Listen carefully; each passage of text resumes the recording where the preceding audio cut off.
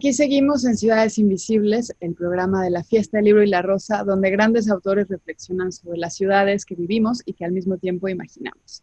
Y a quien vamos a ver en esta ocasión es a Pilar Quintana, que es un fenómeno literario. Sí, Pilar es una autora bien interesante. Fíjate, ella es caleña, pero creció en el Caladito, que está en las afueras de Cali, por lo que suele hablar de su infancia o evocarla como de manera predominantemente rural. Ella estudió comunicación social y esto lo comento solamente porque el ejercicio del periodismo académico le hizo darse cuenta de lo que a ella le gustaba escribir, era nada más y nada menos que ficción, y comenzó como libretista de tele. Y tú sabes, Elvis, que el trabajo de guionista, de libretista puede ser tan demandante que termine por consumir toda nuestra energía creativa, ¿no? Entonces creo que esa fue una enseñanza para Pilar, por un lado, que uno tiene que ser eficiente y exacto en la narración, que por otro lado uno tiene que pensar en maneras de volver a, bueno, de recuperar su tiempo para la escritura personal, ¿no? Sí, fíjate que ahora que mencionas que fue libretista y que trabajó para la televisión, creo que algo de aprendizaje o de ese aprendizaje se puede haber colado hacia esta novela porque trata diferentes mujeres de diferentes generaciones y cómo se relacionan entre ellas. Y es muy interesante cómo algunas veces las mujeres reproducimos los modelos que nosotras mismas criticamos y que pertenecen a sistemas ideológicos que queremos desmantelar. Es una novela muy interesante sobre la violencia íntima, sobre la violencia privada, que también es política, pero que normalmente es invisible. Vamos a ver su cápsula y regresamos.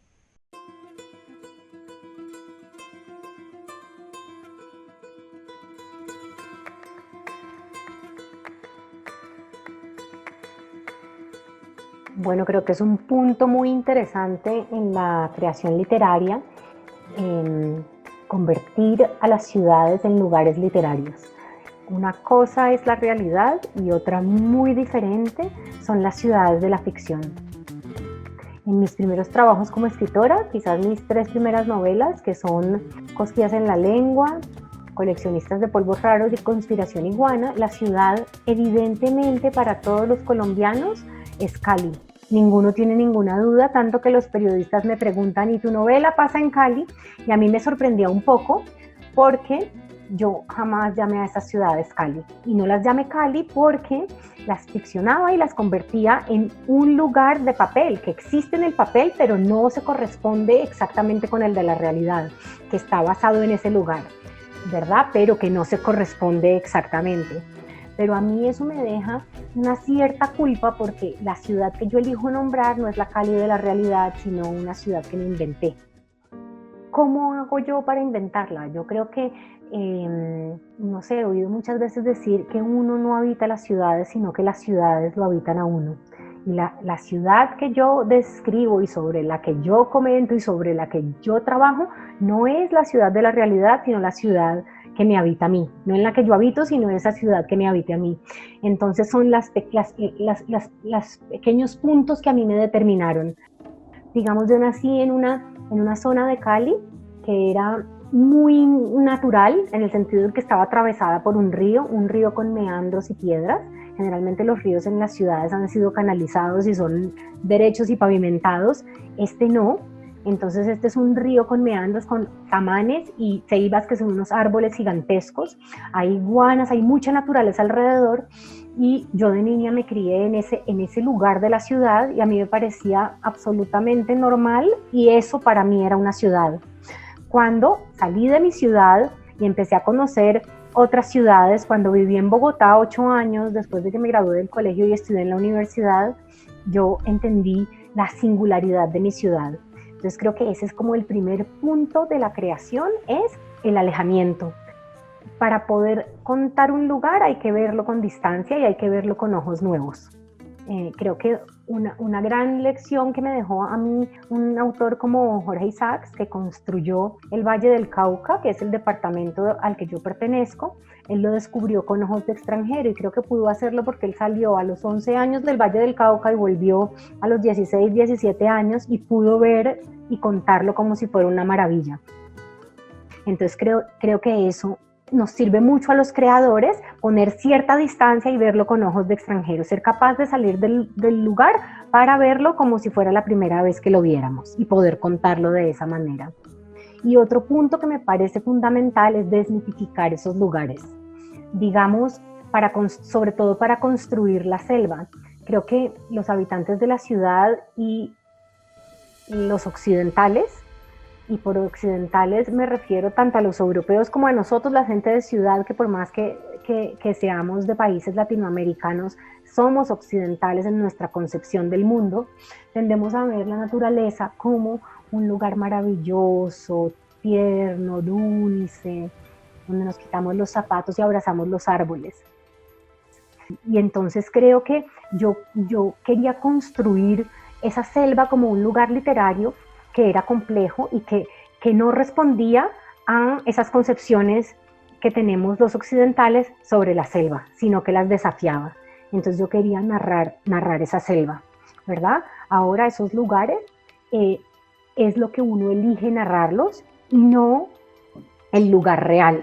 Digamos, la selva del Pacífico colombiano es gris, como yo la narro en La Perra, es gris. El Pacífico colombiano es un lugar que tiene mucho gris en el cielo, en la arena, en el mar, pero hace poco una amiga mía del Pacífico colombiano me envió una foto de una playa y era absolutamente luminoso y le dije, ellos están en verano, ¿verdad? En Colombia el verano es cuando no está lloviendo, ¿verdad? Es la temporada seca. Y ese Pacífico yo no lo narré porque para mi novela me servía que fuera gris y ominoso y que tuviera pájaros negros y que estuviera lloviendo todo el tiempo. Entonces esos lugares que creamos en la ficción, creo que los creamos con el objetivo de que ayuden a hacer que haya más tensión narrativa, a que generen atmósfera, a que si necesito que mi personaje esté triste, pues la atmósfera le dé más tristeza, digamos, la ambientación de una mayor sensación de tristeza.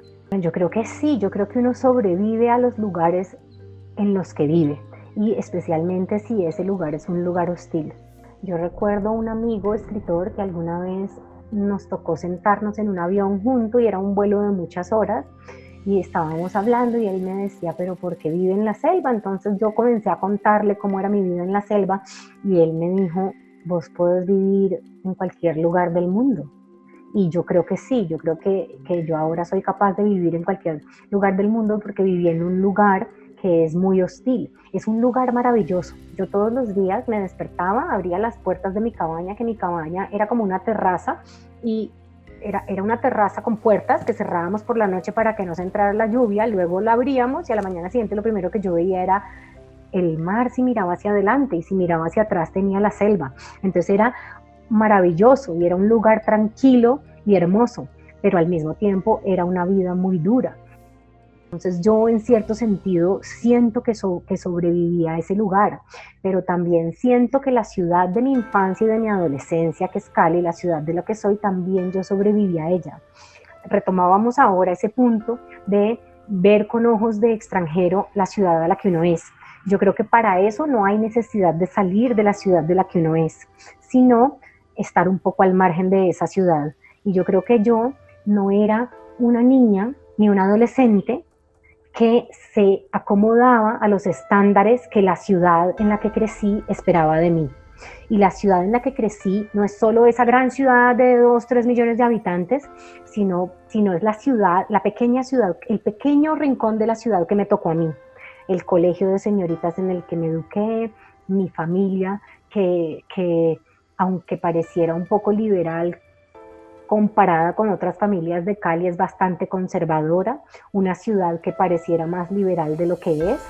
Y entonces creo que yo sobreviví a ese lugar porque lo adecuado era que una niña tuviera el pelo liso. Y si no lo tenía liso, entonces tenía que alisárselo. Una niña de bien no debía decir groserías, ni debía fumar, ni debía hacer locuras por la calle y debía hablar en una voz moderada.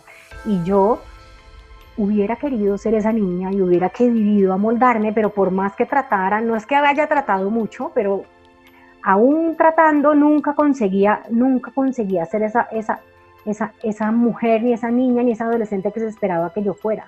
Entonces creo que eso siempre me sirvió para estar al margen y poder ver a mi ciudad no como un lugar apacible y maravilloso, sino como un lugar que era hostil y que me rechazaba, y eso me permitió quizás verla con ojos críticos.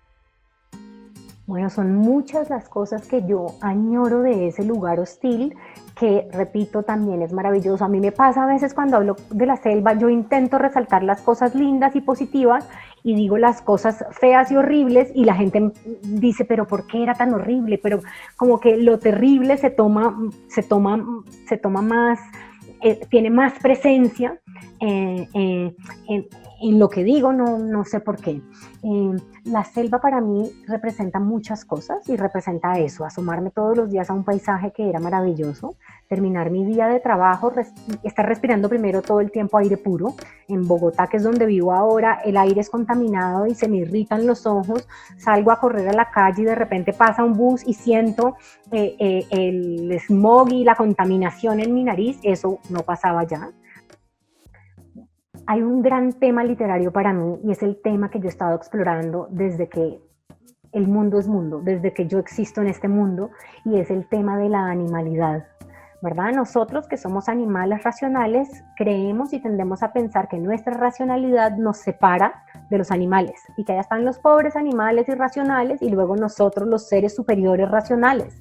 En la selva vos te das cuenta que vos sos otro animal, con racionalidad, sí, que tenemos esa peculiaridad, sí, como la luciérnaga le alumbra la barriga y tiene esa peculiaridad. La nuestra es que somos racionales, pero la selva te hace humilde porque te hace entender que no sos especial en el mundo, ¿verdad? No estás rodeado de edificios que son maravillas de la construcción. Para que salga agua por la llave de tu casa, tenés que hacer que esa agua llegue a la llave de tu casa, ¿verdad? Entonces te permite sentirte parte de la naturaleza, y no parte especial de la naturaleza, sino otro animal que está tratando de sobrevivir. Y para mí eso fue tremendamente estimulante, estar en un lugar donde yo todo el tiempo tenía que estar alerta al modo de un animal, con el machete, un animal civilizado y un animal racional, ¿verdad? Un animal que necesita de sus herramientas y de su conocimiento acumulado para sobrevivir en esa selva, ¿verdad? Entonces yo tenía que estar en permanente alerta. A mí me encanta Bogotá. No me gusta de Bogotá la contaminación. Creo que le quitaría a Bogotá la contaminación, y para mí sería el lugar maravilloso para vivir. Bogotá tiene muchos problemas como ciudad, una ciudad es monstruosa, enorme, pero en Bogotá existe la posibilidad de vivir a pie, es decir, de vivir en un lugar donde puedas tener todo cerca, lo que necesitas, y está al alcance. Eso tiene Bogotá. Y yo soy una persona, yo odio manejar, y hace muchos años dejé de manejar porque odio manejar, y Bogotá me permite no manejar. Puedo ir a todos los lugares que necesito a pie, y cuando tengo que ir a un lugar muy lejano, bueno, pues tomo un taxi, ¿verdad? Entonces yo creo que sí vivo en el lugar en el que quiero vivir. Para mi lugar favorito en el mundo, no sé si para vivir, pero sí me gustaría, digamos, vivir 3 veces al año allá. Es una isla en el Caribe colombiano que se llama Providencia, que me parece un lugar absolutamente maravilloso. Me gusta mucho el mar, entonces ese es otro lugar donde creo que mi vida ideal, si algún día podría tenerla, es tener un apartamento en Bogotá y una casa de recreo en la isla de Providencia.